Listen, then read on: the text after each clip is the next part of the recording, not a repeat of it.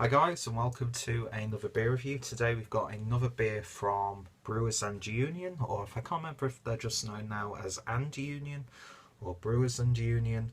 But anyway, I've already tried one of their beers, which was their Friday IPA. And today we are trying, which I think the name is brilliant and you'll see why in a bit, the BRRGRR English Pale Ale. Clocking in at where's the ABV? 5.5%. And I bought this at quite a commercial beer shop here in the city, which the name always escapes me, but links down below because I like to promote where I pick up these beers as well as promoting the beers themselves. And yeah, an English Pale Ale. A fruity, woody and earthy ale for burgers and general happiness. So yeah, burger. Fantastic stuff. I had to look this up before I did the review because I didn't know if it was like brr, brr, or as if like because England's always fucking cold, or yeah, but I was not expecting, and I'd read the back and it just didn't click with me. But yeah, that's absolutely genius. Wonderful artwork on this. I love the simplicity of it. Nice bold label. Get some nice tin foil on the top, and then the bottle cap says "Yum," which I'm not too sure if it changes from batch to batch or if it's random, because I've seen other reviewers of this peel off and they've got something else written on there.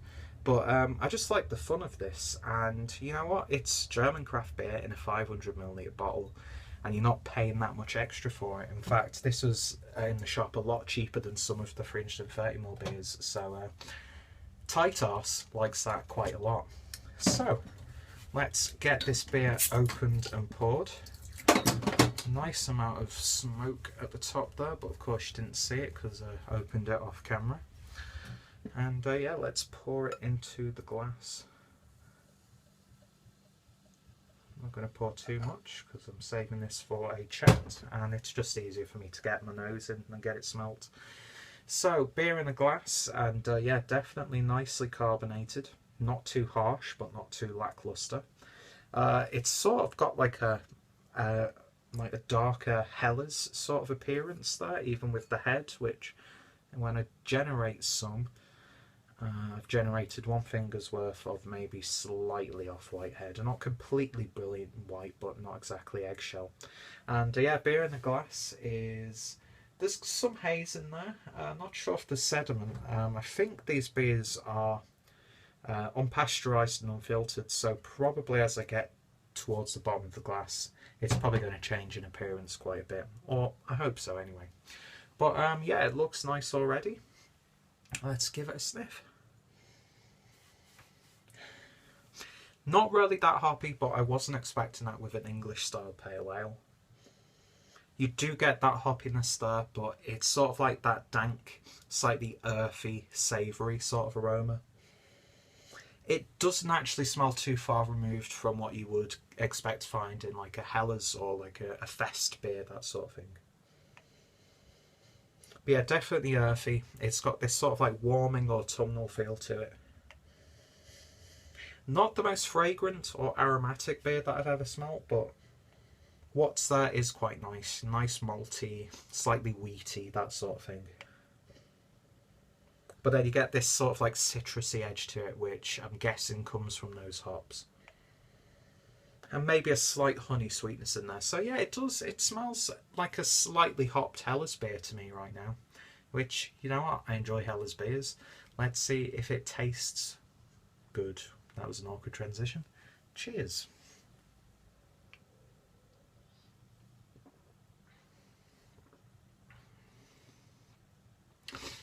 Yeah, and that's what it tastes like. It tastes like a slightly hoppy Hellas beer.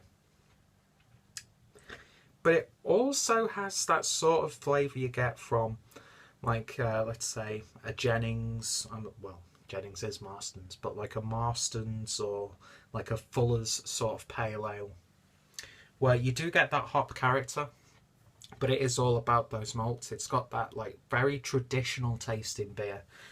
It does taste British, but it's got like this slight Bavarian Hellas twist to it, if that makes sense. And it's actually a really nice little combination of the two.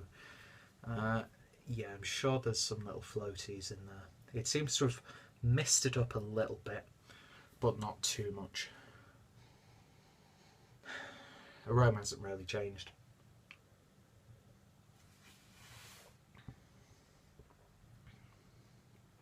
But yeah, it's nice, it's quaffable, sessionable, really quite simple, it's a little bit laid back.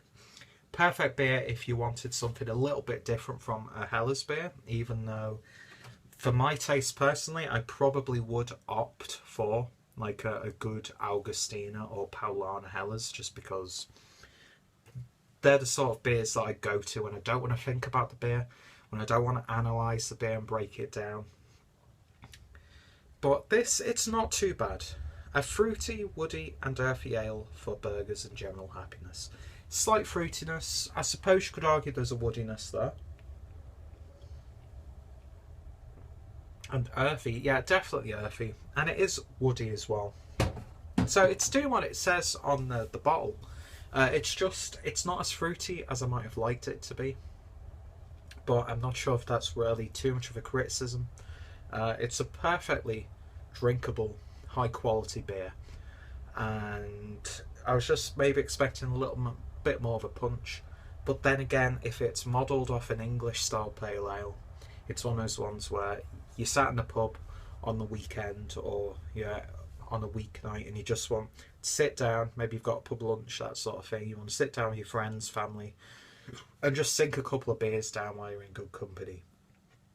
So yeah, it's almost like a step up from traditional Helles beer, but for my preference, I'm a massive Helles beer fan anyway, so I'd probably opt for something like that, and then you've got the affordability. Although that's not that much more expensive than buying like an Augustina, to be fair. And I apologise to the guys at Brewers and Union if you take offence for me comparing you to Augustina, but I personally think that's a wonderful beer. And this isn't bad, it's just a little bit too laid back for my palate, but I definitely know a lot of people would absolutely love this, sink it down, and you know, it's 500 mils of craft beer for a good price, so you can't really complain about it. And I think the Andy Union beers are somewhat easy to pick up for you guys in the UK. So if you wanted a good example of a slightly affordable craft beer option here in Germany, then definitely give Andy Union's Burger. Feels so funny saying that, I like that. Definitely give it a go if you haven't done so already, and if you have, let me know your thoughts and opinions on this. And if you've tried any more of the Brewers and Union beers, then let me know which ones that I should look out for in the future. So I'm going to give that 7 out of 10, still a good score. I would pick it up again, but it's one of those things, like I was saying, I'd probably pick a Helles beer before I pick this one, just because of the way I'd drink this beer. But there's also pale ales brewed here in Germany that I would probably pick before this one as well. But yeah, if I was in the right mood, wanted to pick a few beers from the shop that I was in or saw it elsewhere, I'd happily pick it up again. So yeah, 7 out of 10, waffling on now. So thank you guys for watching, and yeah, check out my German craft beer playlist down below because it's building up quite nicely. And yeah, thank you guys for watching, and I shall hopefully see you in the next video. Cheers, guys.